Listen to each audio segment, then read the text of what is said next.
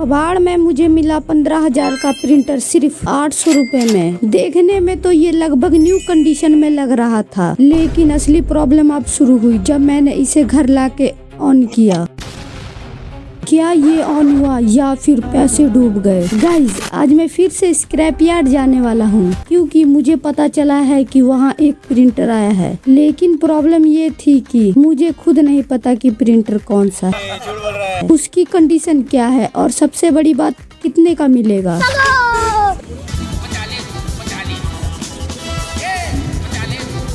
A few moments later. मैं वहाँ पहुँचा और प्रिंटर देखा एंड हॉनेस्टली पहली नज़र में मुझे लगा अगर ये काम करता हुआ निकला तो डील काफी इंटरेस्टिंग हो जाएगी, लेकिन एक ट्विस्ट पहले ही आ गया था। उन्होंने मुझे वीडियो बनाने से मना कर दिया,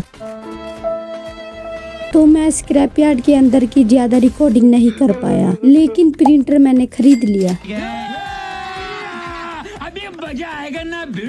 अब असली टेंशन ये थी, मैंने पैसे तो दे दिए लेकिन घर जाके पता चले प्रिंटर अंदर से डेड है। तो अभी मैं प्रिंटर लेके टिर्री में घर जा रहा हूँ और इस समय मेरे दिमाग में एक ही चीज चल रही है, क्या मैंने सही डील की या फिर अपने पैसे फंसा दिए। क्योंकि बाहर से कोई भी इलेक्ट्रॉनिक चीज कितनी भी अच्छी दिखे, अंदर पावर सप्लाई, मदरबोर्ड या मैकेनिज्म में प्रॉब्लम हो सकती है और प्रिंटर में वैसे ही छोटी सी प्रॉब्लम बहुत बड़ी बन जाती है। लेकिन घर पहुंचते ही सबसे पहले हम इसका पूरा कंडीशन चेक करेंगे।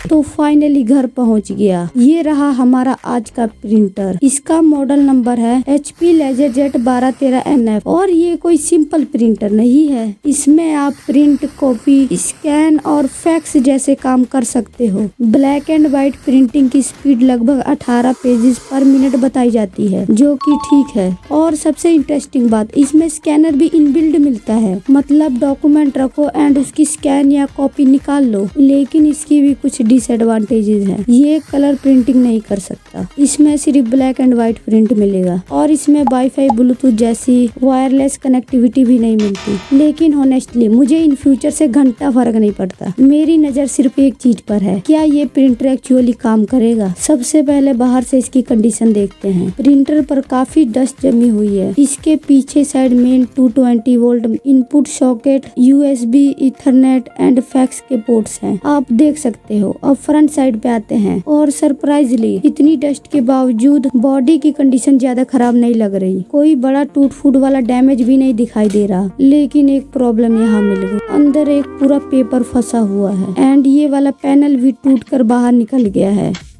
ऊपर से कंट्रोल पैनल भी थोड़ा सा लूज है, लेकिन अभी तक कोई ऐसी चीज नहीं मिली जिससे लगे कि प्रिंटर पूरी तरह से खराब है। और वैसे भी हमारा पहला टारगेट इसे सुंदर बनाना नहीं है, पहले पता करेंगे ये जिंदा है या नहीं। टेस्टिंग से पहले इसे थोड़ा सा क्लीन कर लेते हैं, क्योंकि प्रिंटर के चारों तरफ इतनी डस्ट है ये खुद हार मान जाएगा एंड इसे टेस्ट करना सही भी नहीं रहेगा। गिल्ले कपड़े से बाहर की बॉडी पूरी तरह से साफ कर देता हूँ। साफ करने के बाद काफी डिफरेंस दिखाई दे रहा है, बस इसे थोड़ा ड्राई होने देते हैं क्योंकि अब वो वाला मूवमेंट आने वाला है जिसका इंतजार मैं 2 घंटे से कर रहा था। 2000 years later. गाइस, जिस टाइम का इंतजार मैं पिछले 2 घंटे से कर रहा था फाइनली वो आ गया। अब मैं पहली बार इस प्रिंटर को ऑन करने वाला हूँ और सच में मुझे थोड़ा सा डर लग रहा है, कहीं मेरे पैसे न डूब जाएं तो कहानी यही खत्म।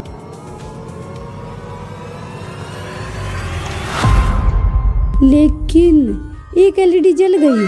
अरे क्या हो रहा है? प्रिंटर ऑन हो गया, मतलब इसका पावर सप्लाई तो सही है। लेकिन तभी ओ शिट, ये क्या दिख रहा है डिस्प्ले में? पेपर जैम, अंदर पेपर बुरी तरह से फंसा हुआ है। लेकिन अच्छी बात ये है कि हमने एक और चीज कंफर्म कर ली कि इसका मदरबोर्ड भी रिस्पॉन्स दे रहा है, जो इसका मेन ब्रेन सिस्टम है जो इसको कमांड देता है। तो थोड़ी राहत मिली। अब सवाल बदल गया, प्रिंटर ऑन तो हो गया, लेकिन क्या ये प्रिंट भी कर पाएगा?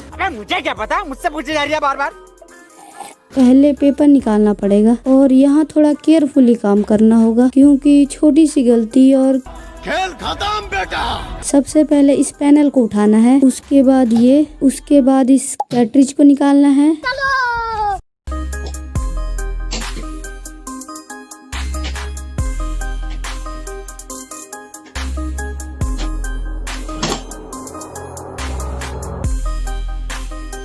लेकिन लेकिन ये साला कर क्या रहा है यहाँ पे?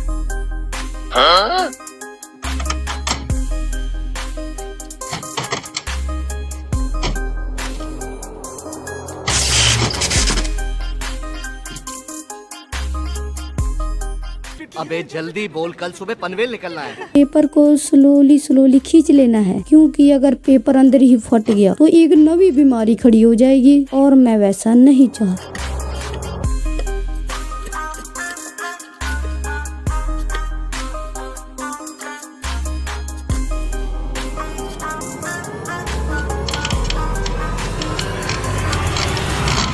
तो फाइनली पेपर सेफली बाहर आ गया और कोई पीस अंदर नहीं बचा। इतनी छोटी चीज थी, लेकिन अगर पेपर अंदर फट जाता तो यही प्रॉब्लम बड़ी हो जाती। तो एक प्रॉब्लम सॉल्व, लेकिन अभी सबसे बड़ा टेस्ट बाकी है, प्रिंट।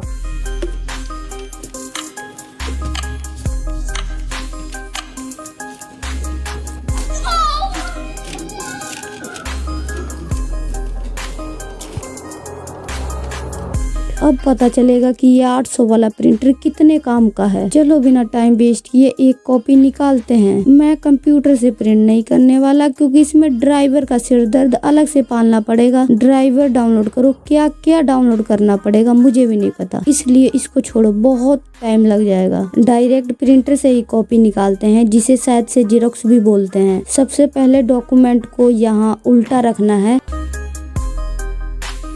ऊपर से लिड बंद करना है अच्छे से, क्योंकि ये टूटा हुआ है।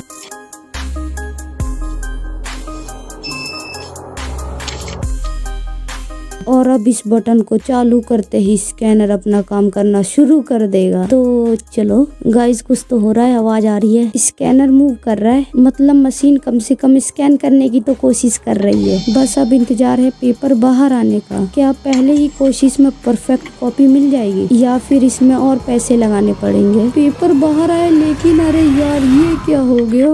आउटपुट इतना लाइट है कि प्रॉपरली कुछ समझ ही नहीं आ रहा। इतना लाइट तो मेरा फ्यूचर भी नहीं है। पहली नजर में तो लगा शायद सेटिंग की प्रॉब्लम होगी, इसलिए मैंने सारी सेटिंग चेक कर ली है, page density, print quality, light and dark setting. लेकिन मैं जितना सेटिंग बदल रहा था, रिजल्ट में कोई खास इम्प्रूवमेंट ही नहीं आ रहा था। अब मेरे दिमाग में एक और पॉसिबिलिटी आई है, कहीं इसकी इंक तो नहीं खत्म हो गई। एक्चुअली लेजर प्रिंटर में नॉर्मल इंक नहीं होती, पाउडर वाली होती है। इसमें टोनर कार्ट्रिज होती है, और अगर टोनर खत्म है या कार्ट्रिज में कोई प्रॉब्लम है तो आउटपुट इतना लाइट आ सकता है कि तुम कहीं सोच भी नहीं सकते। तो अब मैं कार्ट्रिज को ही चेक करूंगा। कार्ट्रिज बाहर निकाल के देखनी पड़ेगी। फिर से इसको हटाओ, एंड ये रहा कार्ट्रिज सेक्शन, इसको भी उठाओ।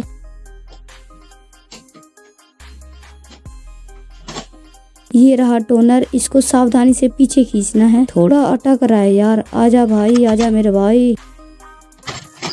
फाइनली बाहर निकल गई। तुम इसे प्रिंटर का लंग्स भी समझ सकते हो, क्योंकि इसी कार्ट्रिज से प्रिंटिंग पॉसिबल है। लेकिन असली सवाल, इसमें टोनर बचा भी है या नहीं? और उससे भी ज्यादा इंटरेस्टिंग, कहीं इसके लेजर सेक्शन में तो प्रॉब्लम नहीं आ गई, नहीं तो सारा पैसा बर्बाद। ओहो यार, बाहर से इसके ड्रम की कंडीशन देखो।